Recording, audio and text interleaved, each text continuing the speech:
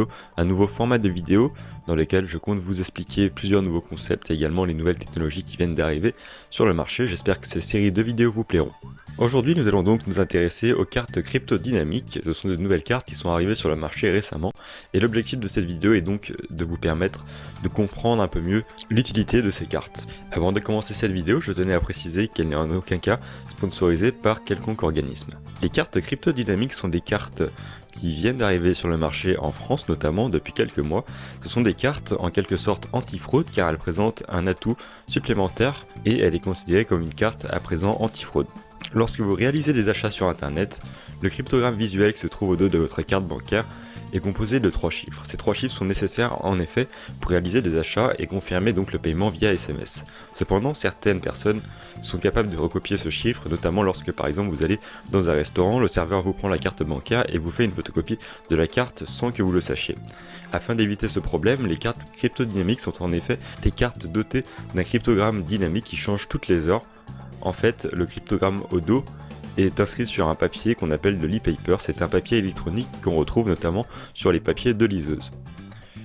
La carte cryptodynamique est composée donc d'une puce, mais également d'un processeur et d'une antenne, ainsi que d'une horloge qui permet donc de changer dynamiquement et bien toutes les heures le code qui sera au dos de votre cryptogramme. Ainsi, les voleurs ne pourront plus avoir accès à vos 3 chiffres au dos de la carte car ces derniers auront été changés si votre carte venait à être dérobée. Cette technologie a été développée par une entreprise française qui s'appelle Overture. Pour l'instant, certaines banques le proposent actuellement en France comme par exemple BNP Paribas, encore la Caisse d'épargne ou encore la Société Générale, mais bientôt d'autres banques vont également permettre à leurs clients d'avoir accès à cette offre. N'hésitez pas à aller vous renseigner donc auprès de votre banque. Alors quels sont les avantages de cette carte ? L'avantage, bien évidemment, c'est la sécurité, puisqu'à présent, les voleurs qui vont venir voler votre carte n'auront plus accès au cryptogramme visuel, et pour faire les achats sur internet, ce sera à présent beaucoup plus compliqué pour eux. Un autre atout, c'est que cette carte ne nécessite pas d'apport d'énergie supplémentaire, elle fonctionne tout simplement grâce à une pile au lithium qui est optimisée pour la carte. Elle est très compacte et c'est une première mondiale. La pile est vraiment dans une carte bancaire, ainsi qu'un processeur et également donc une horloge. En revanche, cette carte présente quelques défauts. Donc, tout d'abord, vous avez les piles au lithium qui sont à présent difficilement recyclables, comme vous le savez. À présent, le recyclage de la carte sera beaucoup plus difficile, vous ne pourrez plus simplement découper votre carte, il faudra passer par tout un processus de recyclage. Un autre inconvénient de la carte est que vous ne pourrez plus conserver les données de votre carte sur les sites marchands. Par exemple, si vous allez sur Amazon et que vous rentrez le cryptogramme visuel au dos de votre carte, et bien ce dernier sera modifié donc au bout d'une heure.